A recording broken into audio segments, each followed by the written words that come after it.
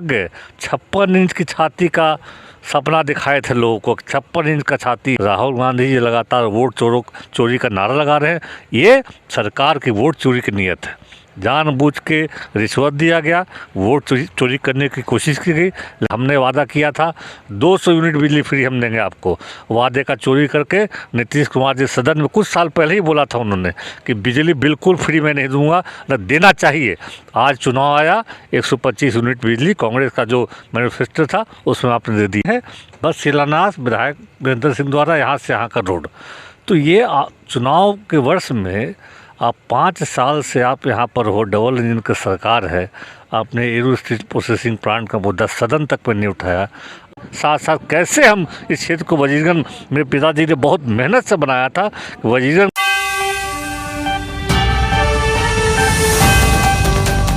नमस्कार, मैं राहुल रंजन। आपने देखना शुरू कर दिया है राजधानी न्यूज़ लाइव। अभी हम उपस्थित हैं गया जिले के वजीरगंज विधानसभा अंतर्गत मलकपुर गांव में, और हमारे साथ इस मौके पर मौजूद हैं कांग्रेस के बड़े नेता एवं वजीरगंज के पूर्व प्रत्याशी, कांग्रेस प्रत्याशी शशि शेखर सिंह जी। आइए इनसे कुछ बातचीत करते हैं। सर, राजधानी न्यूज़ में स्वागत है। बहुत बहुत धन्यवाद राहुल जी, आपको शुभकामनाएं मेरी तरफ से। जी सर, चुनावी बिगुल बज चुका है, क्या कहना चाहेंगे सर? देखिए, चुनावी बिगुल तो अभी बजा है, लेकिन हम लोग 5 वर्षों से अपने क्षेत्र में लगातार बिगुल बजा रहे हैं। और जो काम जो माननीय हमारे मंत्री जी पिताजी थे, उनको मात्र 3 साल का मौका मिला 15 से लेकर 18 के बीच में। फिर कोरोना काल आ गया, 2 साल बिल्कुल पूरा देश में लॉकडाउन था, लोग अपने जान माल की सुरक्षा में थे। 3 सालों में जो हो सका तो हमने किया, चाहे सूधा डेयरी प्लांट हो, चाहे तमाम जितने हमारे अपना ग्रिड हो, सब स्टेशन हो, जितने सड़कें थी, पुलिया थी, उनका विज़न था। अगर 2 साल हमें मिल जाता तो जो उनका विज़न था कि वजीरगंज में कैसे रोज़गार बढ़े, एरू स्टील प्रोसेसिंग प्लांट का उनका एक सपना था, जो कि उस समय रामविलास पासवान जी दूसरे दल के मंत्री थे। उसके बावजूद हमारा क्षेत्र उस समय बना ही था, मतलब अभी गठन भी नहीं हुआ था, उसके पहले ही ला के वहाँ शिलान्यास कराया गया था। उनका सोच था कि कैसे यहाँ रोज़गार बढ़े, वो अधूरा चला गया। तो हमने तो लगातार अपने समस्याओं को 5 साल में अध्ययन किया हुआ है। दिमाग में विजन तैयार है, रोड मैप तैयार है। अब बस भगवान से इच्छा करते हैं, पब्लिक से अपील करते हैं, जनता का प्यार इसने हमेशा मिलते रहा है, बस ताकत इतनी मिल जाए कि हम काम जमीन पर ला सकें।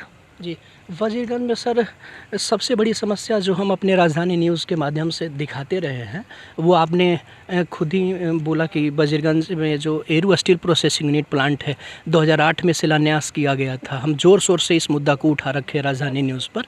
17 साल होने को गए हैं, केंद्र में भी एनडीए की सरकार है, स्टेट में भी है, फिर गया लोकसभा में भी एनडीए के उम्मीदवार है, वजीरगंज में भी है। इससे अच्छा मौका नहीं मिल सकता। ना जाने सरकार क्या कर रही है। अभी तक एरू स्टील प्रोसेसिंग यूनिट खुल जाता तो कई बच्चों को रोज़गार मिलता है ना। जिस हिसाब से बच्चे पढ़े हैं उस हिसाब से उनको रोज़गार मिलता, जैसा कि आपने पहले ही बता दिया। सर, बहुत सारी समस्या अभी वजीरगंज विधानसभा में मैं भी घूम रहा हूँ तो सड़कों की बहुत बुरा हाल है सर। कई गांव ऐसे हैं जहाँ पे सड़क आज भी नहीं है। महिलाएं बताती है कि डिलीवरी के समय में अभी भी सर खटिया पर लोग जाते हैं। क्या कहना चाहेंगे सर? देखिए, आप अगर जा रहे हैं हर जगह तो आप जाइए पतेड़ मंगरावा पंचायत में। वहाँ जबलपुर में सुरनी में 2-2 पुल, इतना बड़ा पुल। हम लोग ये चुनाव प्रचार में जब जाते थे तो हमें नहर में अंदर घुस के पैदल गाड़ी स्कूल के प्रांगण में लगा के हमें बसुआ जाना होता था, मेठा जाना होता था, तो जाते थे।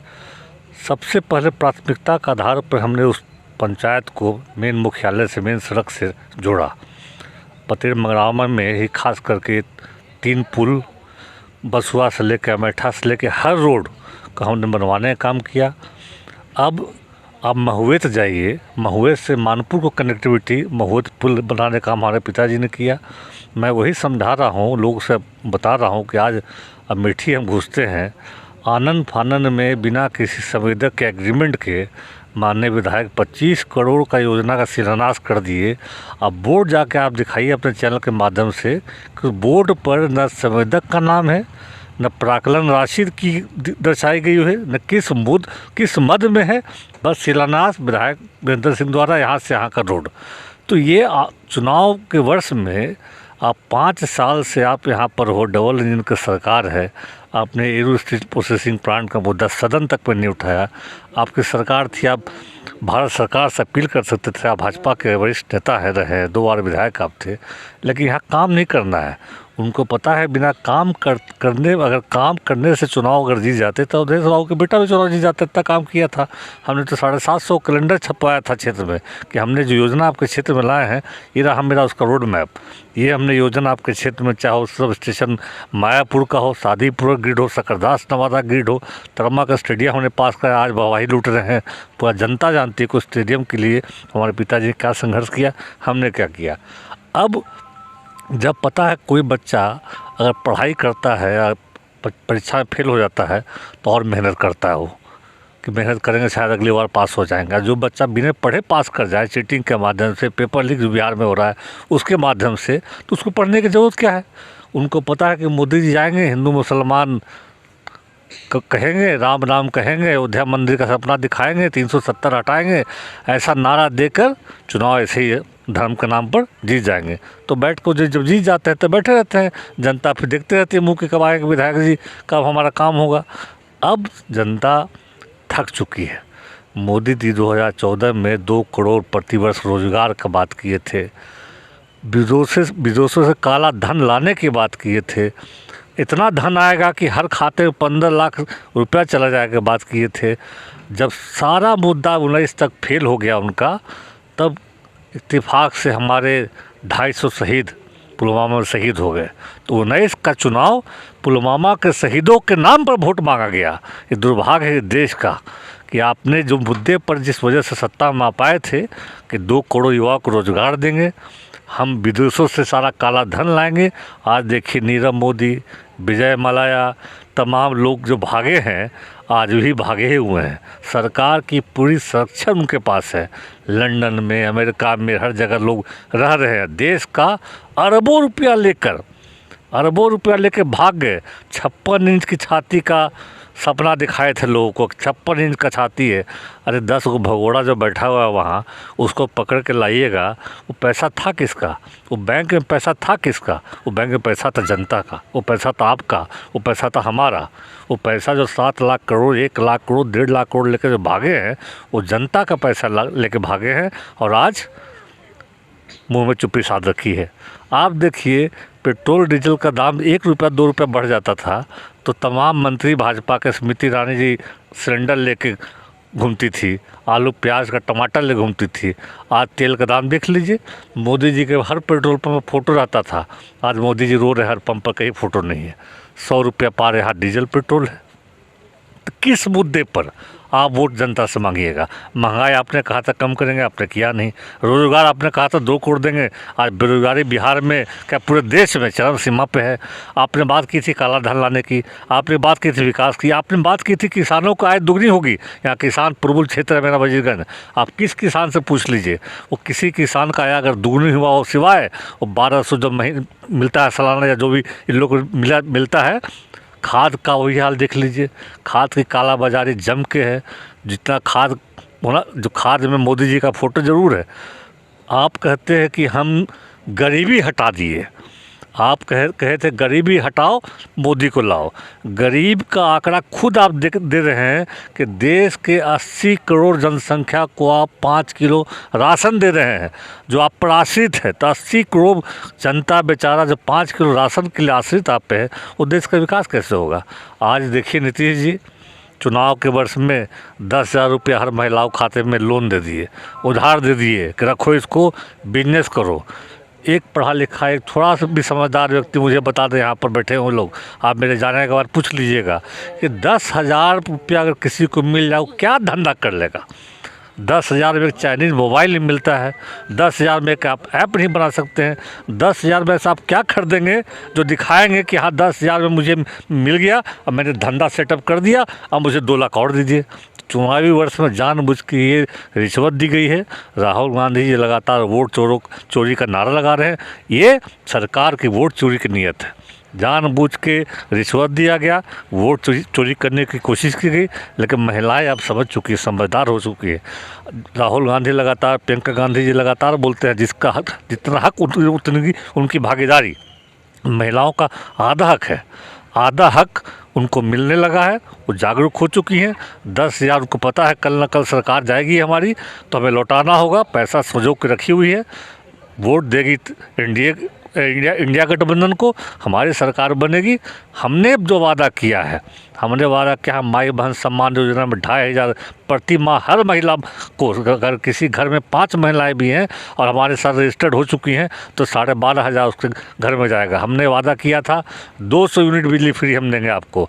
वादे का चोरी करके नीतीश कुमार जी सदन में कुछ साल पहले ही बोला था उन्होंने कि बिजली बिल्कुल फ्री मैं नहीं दूंगा, न देना चाहिए। आज चुनाव आया, 125 यूनिट बिजली कांग्रेस का जो मैनिफेस्टो था उसमें आपने दे दिया। हमने वादा किया है गरीबों को गांव में 3 डेसिमल ज़मीन हम शहर में देंगे, जिनकी जो भूमिहीन है हम गांव में उनको 5 डेसिमल ज़मीन देंगे। हमने वादा किया है, हम करते हैं। तेलंगाना में, कर्नाटक में, जहां भी हमारी सरकार है, हमारी सारी स्कीम लागू हो रहा है। हमने कहा है पढ़ाई के लिए बच्चों को फ्री टैबलेट देंगे, हम टैबलेट देंगे। तो राहुल गांधी का सोच है, राहुल गांधी का सपना है कि हमारा बिहार, इसमें जो इस बार उन्होंने समय दिया बिहार में, पदयात्रा उन्होंने बिहार में की, 2 बार बिहार में आए। दशरथ मांझी जी का घर देखिए, राहुल गांधी जी एक बार उन्होंने देखा कि दशरथ मांझी जी को बेचकर नीतीश कुमार जी लगातार कई सालों से राजनीति कर रहे हैं। जीतन मांझी जी मुख्यमंत्री बन गए दशरथ मांझी का नाम बेचकर, और दशरथ मांझी का घर टूटा हुआ है। राहुल गांधी जी अपने मध्य से उस घर को बनवाया और दिखाया, उन्हें मिसाल दिया कि मैं आया था और देखिए आपका घर बना। तो हम लोग जो कहते हैं वो करते हैं। हमारे पिताजी जो कहे, पहले भी कहते थे, जब वोट मांगने आए थे गांव में, हमारे पंचायत अध्यक्ष मंसूर भाई थे उस समय, कहते थे आप हमें 2 खचिया से वोट देंगे, हमें सूप में वोट दो, हम खचिया से काम करेंगे। खचिया से हमने काम किया। मैं भी आज वही बोल रहा हूँ हर जगह के लोग को, 1 साल के अंदर संघर्ष करके एरू स्टील प्रोसेसिंग प्लांट अपने क्षेत्र में चालू कराऊंगा। जो योजना हमारा रुका हुआ है वो कहीं नहीं जाएगा।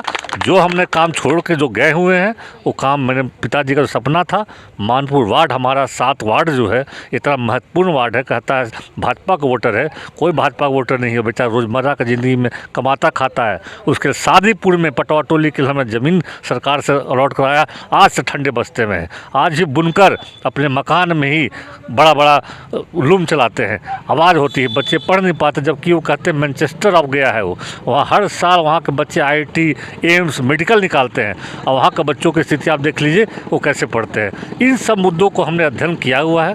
हमारी सरकार बनेगी।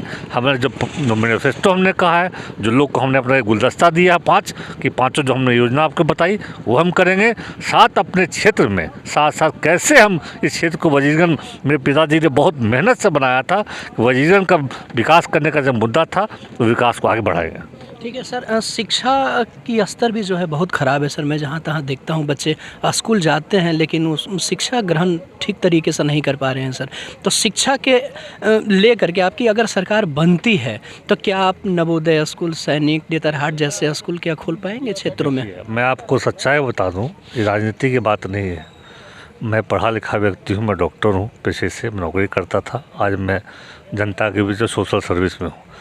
किसी भी क्षेत्र का विकास तभी होगा अगर वहाँ शिक्षा जाएगी। मैं जहाँ मीटिंग में मंच पर जाता हूँ, कई ऐसे गांव आज भी हैं जो प्राथमिक विद्यालय से वंचित हैं।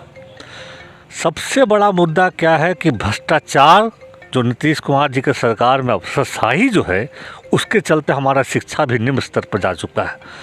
कोई भी जनप्रतिनिधि इस बात को ऊपर नहीं उठाता है कि जहाँ प्राथमिक विद्यालय है वहाँ प्रतिनिधि बनना नहीं है और बनना चाहिए। मिडिल स्कूल, सबसे पहले हमको बुनियाद ठीक करना राहुल जी। बुनियादी स्तर पर अभी हम लोग पूरा जीरो है। मेरे पिताजी ने सदन में आवाज़ उठाई थी सकरदास नवादा पंचायत के अपना फतेहपुर गांव के लिए। हसरा के लोग आज भी भवन नहीं है, वहाँ के लोग आंगनबाड़ी में जाकर पढ़ाई करते हैं। वहाँ भवन के लिए मुझसे कहा गया, मैंने फ़ोन कर DM साहब से टाइम मांगा, टाइम नहीं दिया गया। सरकार द्वारा नियमित पद होते हैं, DM सभा है चुनाव कराने के लिए, भाजपा NDA को जिताने के लिए, समय नहीं मिला, कोई बात नहीं, समय बदलेगा। समय जब बदलेगा तो सबसे पहले मेरी प्राथमिकता शिक्षा ही रहेगी। शिक्षा को आगे बढ़ाएंगे। और कैसे, जब शिक्षा सब घर में शिक्षित अगर हो जाएंगे तो ऑटोमेटिक जात पात धर्म से लोग उठेंगे। और कितना भी नेता मोदी जी हिंदू मुसलमान करते रहें, जब पढ़ा लिखा आदमी अखबार पढ़ेगा न्यूज़ पढ़ेगा उसको पता होगा कि देश मेरा कहाँ है, बिहार मेरा कहाँ है। जात पात हमको नहीं देखना है। हमारा जो काम करेगा, जो हमारा क्षेत्र विकास करेगा, चाहे किसी पद का हो, चाहे सांसद हो, विधायक हो, मुखिया हो, पंचायत समिति हो, सरपंच हो, काम करेगा तो उसको वोट मिलेगा, अगर शिक्षित लोग रहेगा तो। ठीक है सर, मैं ये कहना चाहता हूँ कि सरकार आपकी बन रही है क्या? महागठबंधन की सरकार बन पाएगी, क्या लगता है? देखिए 20 साल से ये सरकार है आपकी एनडीए की। डबल इंजन 14 से शुरू हो गया है, 10-11 साल उसका हो गया। अब जनता क्या चाहती है कि भाई 20 साल सरकार है, 43 विधायक के साथ ये मुख्यमंत्री बने हुए हैं। इनकी एज देखिए, जो इनका जो तबीयत का स्थिति देखिए कि जब राष्ट्रगान होता है तो ताली बजाने लगते हैं। सदन में महिलाओं के प्रति जो उन्होंने अभद्र शब्दों का प्रयोग किया था वो महिलाएं भूल गई क्या? आप समझिए कि मुखिया लाचार है, कुछ अफसर चला रहे हैं सरकार। 20 साल में कितने लोग स्वर्गवास चले जाते हैं, कितने बच्चे वोटर हो जाते हैं। नया वोटर 18 साल का है, अब 20 साल का हो गया है वो। अब उसको बदलाव चाहिए, अब उसको बदलाव चाहिए। अब बदलाव तभी संभव है जब युवा सरकार बनेगी। युवा सरकार इस बार बनने जा रही है। हम लोग बहुत अच्छे तरीके से आंकड़े से सरकार बनाएंगे इस बार। अच्छा, वजीरगंज की जनता शेखर सिंह पर भरोसा करेगी क्या लगता है? वजीरगंज की जनता शशि शेखर सिंह भरोसा कर चुकी है। आप जाइए किसी गांव में, कोई ऐसा गांव मेरे क्षेत्र में नहीं है कि विगत 5 वर्षों में, पहले तो जो सदन में थे पिताजी तो आते थे तो कोई बात नहीं, विधायक थे, मेरा काम था। चुनाव हारने के बाद ऐसा कोई गांव का आप नाम लीजिए, सुदूर इलाके में नाम ले लीजिए, वहाँ कम से कम मैं 5 से 10 बार वहाँ जा चुका हूँ। वहाँ की समस्याओं को उनके बीच में रह कर सुन चुका हूँ। वहाँ की घटनाओं में उनके साथ संवेदना बांट चुका हूँ। उनके सुख में उनका साथी बन चुका हूँ। अब सबके दिल में है कि ये मेरा बेटा है, मेरा भाई है, मेरा गार्जियन है, ये आएगा तो हमारे क्षेत्र का विकास होगा। सर, मैं अभी वजीरगंज के खीरी गांव गया था कल, तो वहाँ पे आपको याद कर रहे थे, वीरेंद्र सिंह को भी याद कर रहे थे जो आपके अपोजिशन में हैं बीजेपी से। उनका कहना ये है कि सांत्वना दोनों ने दिया था, लेकिन जीतने के बाद दोनों नहीं आए हैं।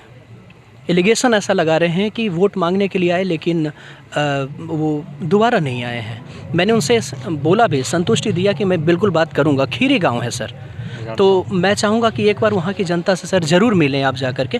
बहुत परेशान है वो सब, क्या कहेंगे खीरी गांव के लोगों के लिए? खीरी गांव के लोग याद कर लें, खीरी गांव जो गुजरता है घरिया होकर गुजरता है। घरिया में प्राइवेट ज़मीन को दान करवा के वहाँ हमने सड़क दिया है। अब जब सड़क दिया इतना दिन हो गया तो सड़क तो अब अमेठी में भी हमने दिया था। आ जाइए तो आप कुरकिहार मोड़ से अमेठी जाने में क्या हाल होता है आपका, चाहे बाइक जाए, चाहे टेम्पू जाए, चाहे मेरी गाड़ी जाए। तो हर चीज़ का एक उम्र होता है, सीमा होता है। उसके बाद पुनः आपको लिखित आवेदन दे के अपने एजेंसी में, चाहे PMJSY का रोड हो वहाँ दीजिए, REO को रोड हो तो वहाँ दीजिए, वो दिया जाता है कि उसकी मरम्मती हो सके। जो मरम्मती जो अभी आप शिलान्यास का जो फोटो नकली आप देख रहे हैं उसी का कड़ी ये है। वो कच्ची है सर, बिल्कुल सड़क है ही नहीं। वही मैं कह रहा हूँ आपको, है उस सड़क वहाँ बनी थी, वहाँ सड़क बनी थी।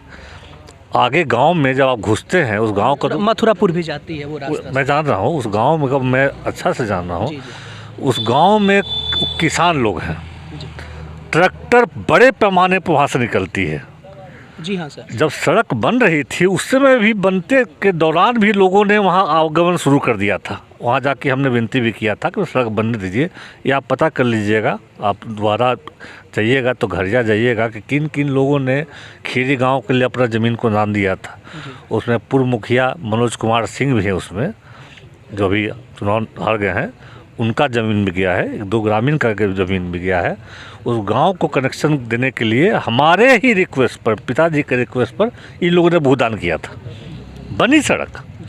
उस सड़क बनने के बाद मैंने आपको क्या कहा कि अगर 15 में हमारे तुरंत काम करना शुरू कर दे, स्पीड में हम बढ़े, मंत्री हम मेरे पिताजी हो गए थे, तो मेरा जाहिर सी बात है हर काम स्पीड में हो जाता था, सरकार सुलझती थी। तो उसी कड़ी में हर जगह 15 से लेकर 17 के बीच में ही तमाम सड़कें, पुल पुलियाँ, चाहे भगोसा पेन हो, चाहे आप देखिएगा अल्लाह रोड हो, आज़ादी के बाद अल्लाह में रोड नहीं बना हुआ था, वो रोड हमने दिया। तड़मा को हलवाई से लेकर आगे तक पूरा रोड हमने दिया। उसी में कुछ छूटा, कुछ बन गया। अब बनने के बाद उसको दोबारा फिर मरम्मती होना था, जो खीरी गांव की बात आप कर रहे हैं, वो फिर छूट गया। कच्चा रास्ता आपको अब दिख रहा है। अभी मैं भी जाता हूँ, मैं गया हूँ खीरी गांव में, ऐसा नहीं कि वहाँ बताया नहीं होंगे आपको। वहाँ एटलीस्ट 5 बार मैं गया हूँ वहाँ, शादी में ही, कोई उसमें नहीं। एक बार वहाँ तिलक में गया हूँ, 1-2 बार शादी में गया हूँ वहाँ। लेकिन वहाँ मैंने सब जानते भी इस चीज़ को, मैं आपके मन इस सामने रिकॉर्ड बोल रहा हूँ, जानते भी ये लोग ऐसे ऐसे करके बना था।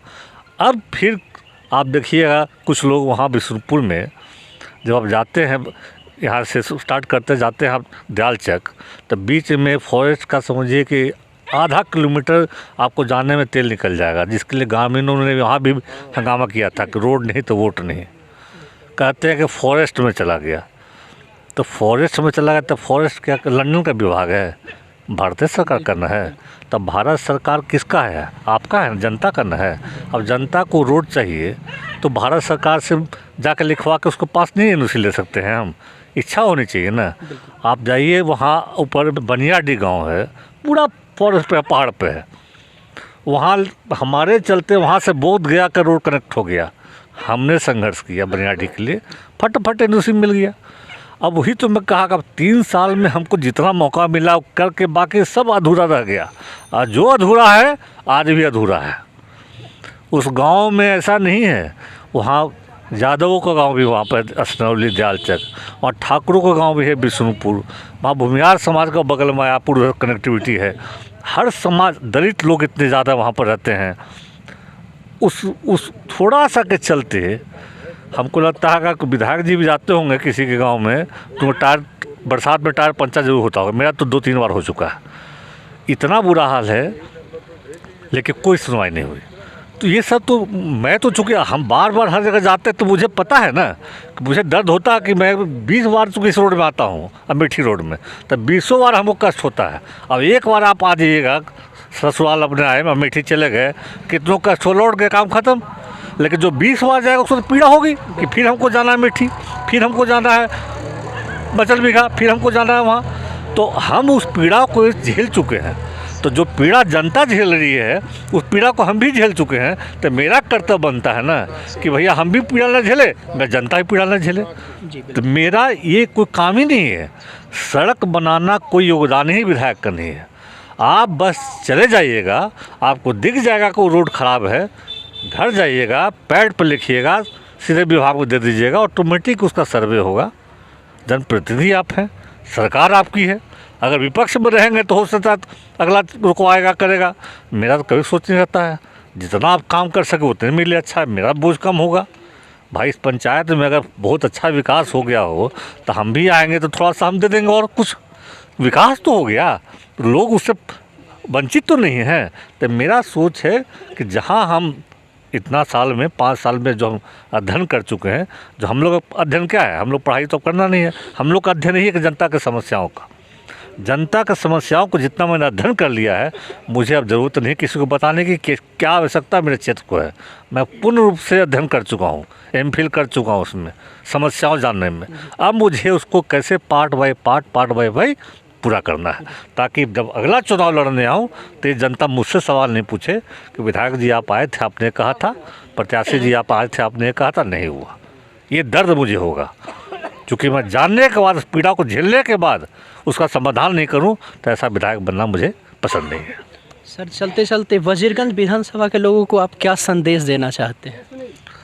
अपने क्षेत्र को ही संदेश देना चाहते हैं, भाई काम करने वाले को चुनिए। कोई भी चुनाव है, मन से मतदान कीजिए। एक बटन टिपने में आपको मात्र 2 सेकंड लगता है, वो 2 सेकंड 5 साल की उपलब्धि दे सकती है। आप 5 साल के भूल भुलैया में आप जा सकते हैं। खास मैं अपील करना चाहूँगा कि किसी भी निर्दलीय उम्मीदवार को पैसे की लालच में वोट मत दें। वो 2-4 हज़ार वोट लेके पाके 5-6 वोट ला के ठगी करके पैसा दे के मुर्गा खिला के आपका वोट ले लेता है। 5 साल आपका विधानसभा पीछे चला जाता है। अब 5 साल बाद वो दुकान चलाता है कि 5,000 वोट हम लाए थे, हमको ये पार्टी टिकट दे दीजिए।